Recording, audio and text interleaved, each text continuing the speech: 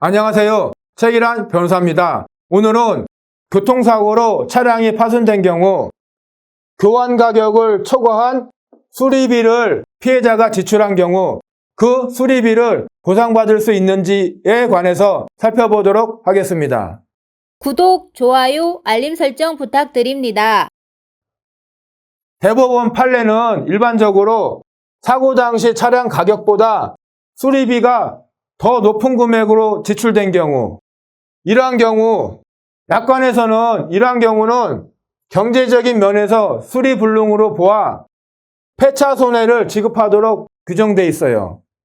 마찬가지로 대법원도 일반적으로는 이와 같은 경우에는 차량을 폐차시키는 게 맞다. 그래서 원칙적으로 폐차 손해만 보상하도록 하고 있습니다.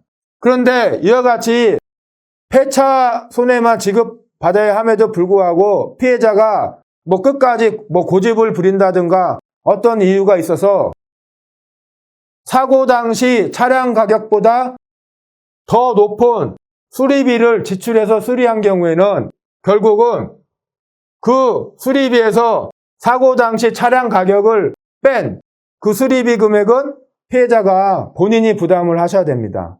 그러나 판례는 예외적으로 특별한 사정이 있는 경우에는 비록 사고 당시 차량 가격보다 높은 수리비 금액을 지급했다 하더라도 그 수리비 금액 전액을 보상받을 수 있다고 해요. 그 특별한 경우가 어떤 경우인지 판례 사례를 예를 들어 살펴보도록 하겠습니다. 이 판례 사례는 영업용 택시에 관한 사례입니다. 대법원은 이 세 가지 이유를 들어서 사고 당시 택시의 중국 가격보다 높은 수리비를 지출하고 수리한 경우에도 수리비 전액을 가해 차량의 보험회사로부터 보상을 받을 수 있다라고 판결을 했습니다. 그러면 그 세 가지 이유가 무엇이냐? 첫 번째, 택시 자체는 시중에서 매매가 되지 않습니다.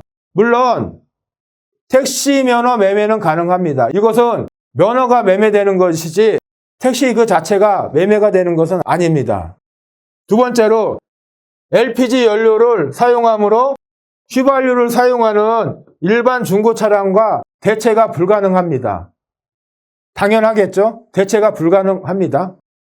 세 번째로는 관련법상 대체가 가능한 LPG 차량은 출고된 지 6개월 이내 차량에 한정되고 있어요.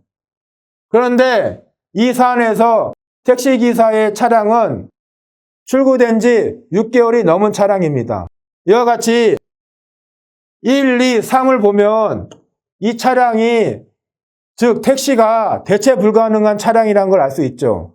그래서 이와 같은 특수한 사정이 있는 경우에는 비록 영업용 택시인 그 사고 당시 중국 가격보다 높은 수리비를 지출하고 수리를 했다 하더라도 피해자는 수리비 전액을 가해 차량 보험회사로부터 보상을 받을 수 있다는 것입니다. 그러면 이와 같은 대법원 판례의 내용을 보면 이러한 점을 유추를 할 수가 있어요. 꼭 택시가 아니라고 하더라도 어떤 상업용 자동차가 사고로 파손됐어요. 그런데 그 차량이 대체 불가능한 차량이어서 어떤 중고차 시장이나 이런 데서 구입하기가 힘들어요. 그러한 경우에는 높은 수리비를 지급하고서라도 수리를 해서 그 차량을 계속 영업용으로 운전을 해야겠죠.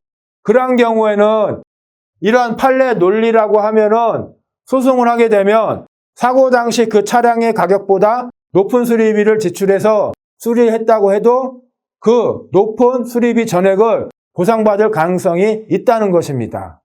예, 이상입니다. 오늘 영상을 시청해 주셔서 감사합니다.